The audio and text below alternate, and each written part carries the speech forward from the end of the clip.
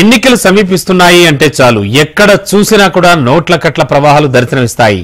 ఎన్నికలు వస్తున్నాయంటే రాజకీయ నేతలు కూడా అన్ని రకాల అస్త్ర శస్త్రాలను సిద్ధం చేసుకుంటూ ఉంటారు. అయితే ఎన్నికలంటే రాజకీయ పార్టీలు నేతలకే కాదు, ప్రభుత్వానికి కూడా భారీగానే ఖర్చులుంటాయి. ఎన్నికల నిర్వహణ కోసం ప్రభుత్వ ఖర్చు ప్రతి ఎన్నికకు పెరుగుతూ వస్తోంది. ఇది వేల కోట్లను తాకుతోంది. బ్యాలెట్ పేపర్ ఎన్నికల నాటితో పోల్చితే ప్రస్తుత ఈవీఎంలతో నిర్వహిస్తోన్న ఖర్చు తడిసి మోపుడవుతోంది.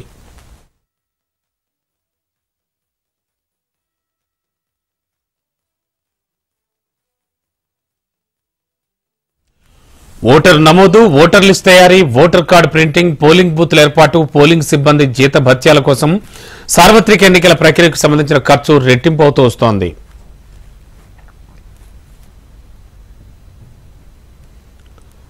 మరో 4 నెలల్లో వస్తున్న పార్లమెంటు ఎన్నికల నిర్వహణ కోసం ఇప్పటికే కేటాయించిన నిధులు కాకుండా అదనంగా 3,000 కోట్ల రూపాయలకు పైగా విడుదల చేయాలని కేంద్రం కోరింది. 2024 లోక్సభ ఎన్నికల నిర్వహణ కోసం అదనంగా 3,147.9 కోట్లు ఖర్చు చేసేందుకు కేంద్రం పార్లమెంటు ఆమోదం కోరినట్లుగా సమాచారం. ఈ విజ్ఞప్తి ఆమోదం పొందితే అదనపు నిధులు విడుదలవుతాయి. సార్వత్రిక ఎన్నికల నిర్వహణ కోసం ఇప్పటికే 2,183.8 కోట్ల రూపాయలు కేటాయింపులు కూడా జరిగాయి. అదనపు నిధులు విడుదలైతే ఎన్నికల నిర్వహణ ఖర్చు 5,331.7 కోట్ల రూపాయలకు చేరుకుంటుంది. 2023-24 గ్రాంట్ల కోసం అనుబంధ డిమాండ్లలో భాగంగా కొనసాగుతోన్న పార్లమెంట్ శీతాకాల సమావేశాల సందర్భంగా ఆర్థిక మంత్రి నిర్మలా సీతారామన్ ఈ మేరకు అభ్యర్థనను సమర్పించారు. వాస్తవానికి ఫిబ్రవరిలో ప్రవేశపెట్టిన కేంద్ర బడ్జెట్లో ఈవీఎంల కోసం 1,891.8 కోట్లు, లోక్సభ ఎన్నికలకు 180 కోట్లు, ఓటర్ గుర్తింపు కార్డుల కోసం 18 కోట్లు, ఇతర ఎన్నికల ఖర్చుల కోసం 94 కోట్ల రూపాయలు కేటాయించారు.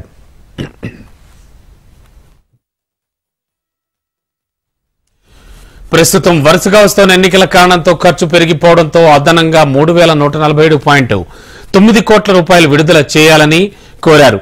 ఇక వీటిలో ప్రధానంగా 2,536.65 కోట్ల రూపాయలను ఎన్నికల ప్రక్రియలో కేంద్ర ప్రభుత్వం బాధ్యత నిర్వహణ కోసం ఖర్చు చేయనున్నారు. సుమారు 611 కోట్ల రూపాయలను ఈవీఎంలను పరీక్షించడానికి, ఈవీఎంల నిర్వహణకు ఉపయోగిస్తారు. ఇక 2004లో సార్వత్రిక ఎన్నికలకు కేంద్రం చేసిన మొత్తం ఖర్చు 1,016 కోట్లు కాగా 2009లో 1,114.3 కోట్లు ఖర్చు చేశారు. ఇక సరిగ్గా 10 ఏళ్ల తర్వాత అంటే 2014లో అదే ఖర్చుల ఎన్నికల ఖర్చు 3,870.3 కోట్లకు చేరుకుంది. అంటే దాదాపు రెట్టింపు కంటే అధికం. ఇదిలా ఉంటే రాబోయే పార్లమెంట్ ఎన్నికల నిర్వహణ ఖర్చు 5,000 కోట్లు దాటం చూస్తుంటే జమిలీ ఎన్నికలే కరెక్టేమో అన్న అభిప్రాయం రాక మానదు.